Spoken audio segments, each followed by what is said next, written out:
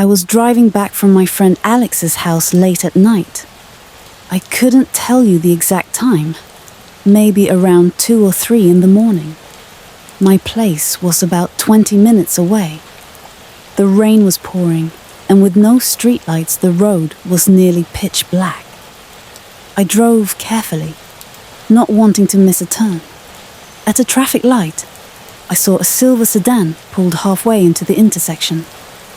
My light was red, but they had green and didn't move. I thought maybe the car had stalled or the driver had dozed off. I passed cautiously, but moments later, the silver car swung behind me. Its headlights filled my rearview mirror, following way too close. Then, out of nowhere, my dashboard lit up. Low tire pressure. Seconds later, the tire blew.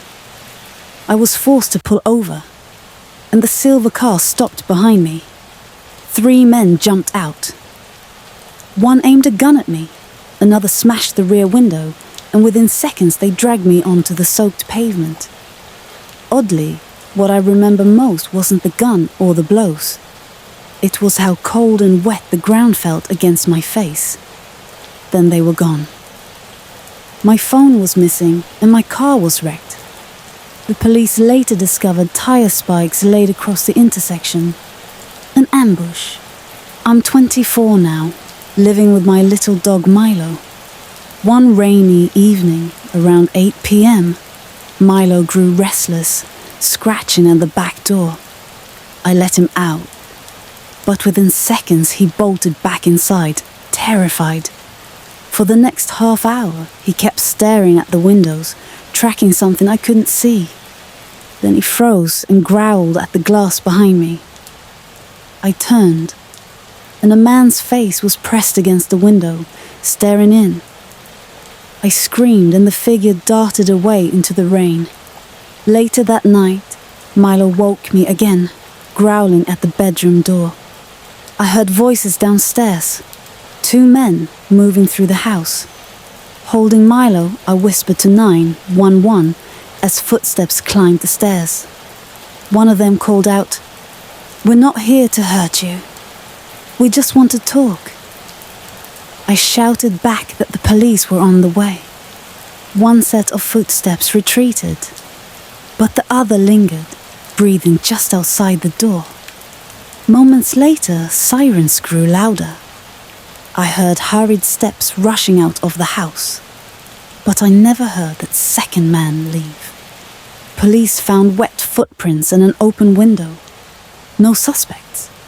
3 months later, I moved out. The thought that one of them slipped away unseen was too much. After moving away, I started working early shifts at a small convenience store like a 7-Eleven. My hours were brutal, 3 a.m. to 1 p.m., but the job was simple. One rainy dawn, while sneaking a cigarette outside, I saw a dark SUV pull into the lot.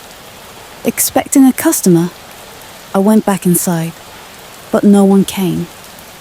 The SUV sat parked, lights off, empty.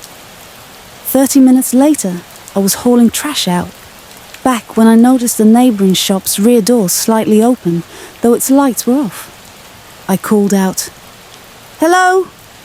Everything okay in there?" The noises stopped. Then I realised the door was propped open not by a rock, but by a broken handle. I panicked, rushed back inside my store, and called 911. As I waited, I heard frantic movement, drawers slamming, things being knocked over. Minutes later, sirens blared. Police caught a burglar fleeing with stolen goods and burglary tools. Later, they found scratches on my own store's back door, proof that he had planned to hit my shop too.